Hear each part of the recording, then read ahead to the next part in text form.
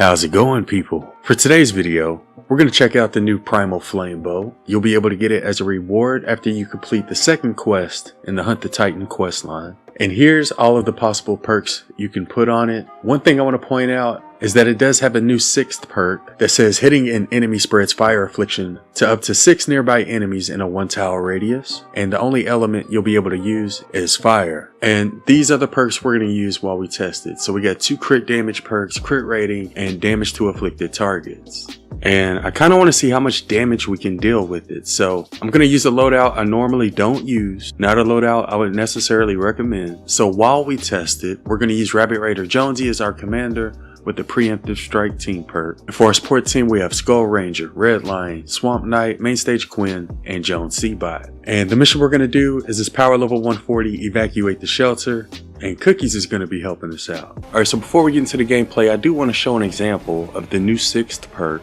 As you can tell, whenever you shoot it, you'll see this little ring of fire appear around the target, and anything caught within that ring of fire is going to take affliction damage. I also like the fact that there wasn't really a cooldown when it comes to that fire effect. It pretty much triggers every time you shoot. So you should be able to trigger this 6th perk every time you hit a target. I also want to test it out against some power level 140 mist monsters. And first we're going to start off with this Taker.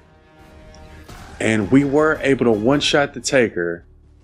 And I think we did over 1,000,000 damage that time. We were able to one-shot the Blaster as well. And we did over 1,000,000 damage that time as well. Smasher, I'm gonna need you to like wake up. Wake up.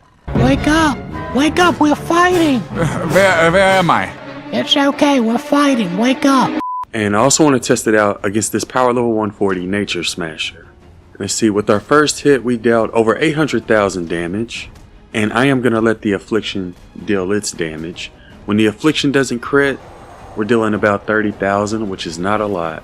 But when it does crit, it's dealing over 200,000 damage. And we took over half of his health away with just one shot. So let's go ahead and shoot him one more time. This time we got 960,000 damage. And it took us a total of 2 shots to kill him. So not the best bow when it comes to damage. But that's what it looks like against power level 140 mist monsters. Also want to see if the fire that spreads will cause propane tanks to explode. So I'm just going to shoot this picture and see if the explosion will cause the propane tank to ignite. And it looks like it doesn't. Yeah, so it's not going to affect the propane tanks at all. You can shoot exploders even if they're in your tunnel. I also want to see if it goes through the shield, or if at least the explosion goes through the shield. And it looks like it will, because we got an affliction damage on this Husky, even though he was inside of the shield. But when it comes to the actual arrow, that does not go through the shield.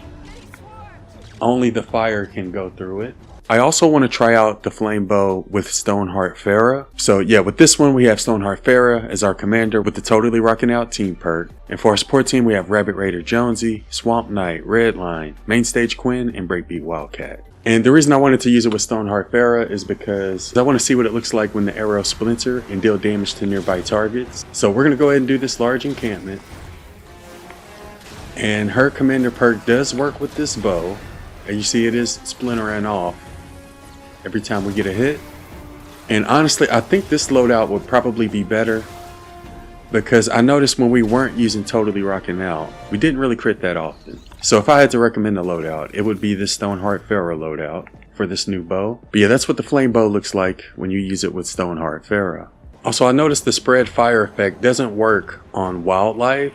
You see it didn't really trigger on that zombie chicken. When we tried on the dinos, you see there's no fire effect there. So for whatever reason, the fire effect does not work on wildlife. But it'll still cause affliction damage on wildlife. It just doesn't do the little fire animation. Matter of fact, oh shit, what's going on with my pickaxe? Holy shoot, people. The hell is this? She's bouncing all over the place. Bro, my pickaxe is still bugging out. Alright, here we go, people.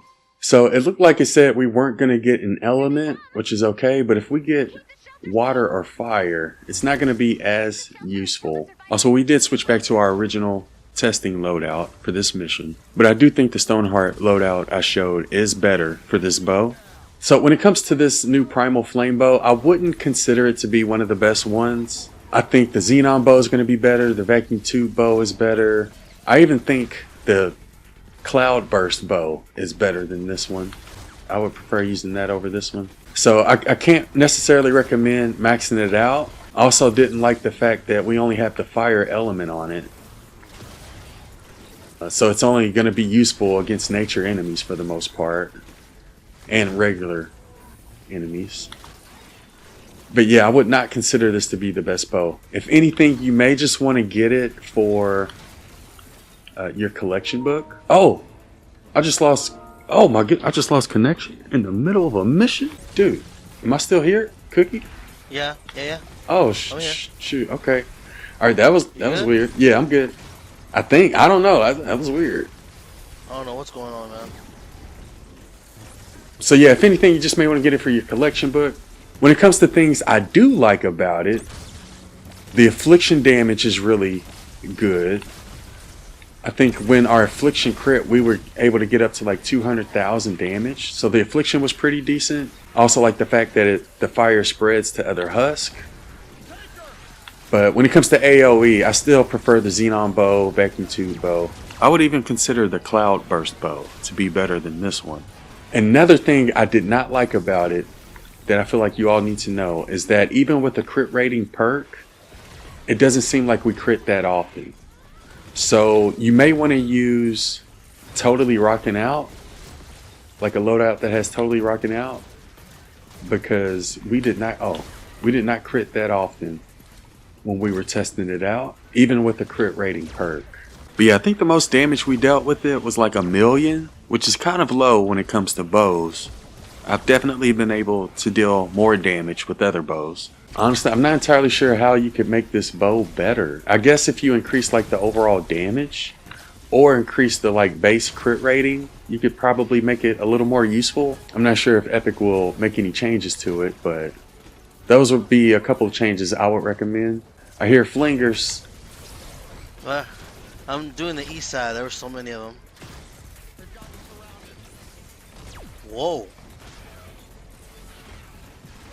But yeah, we've only been testing it for like a day or two.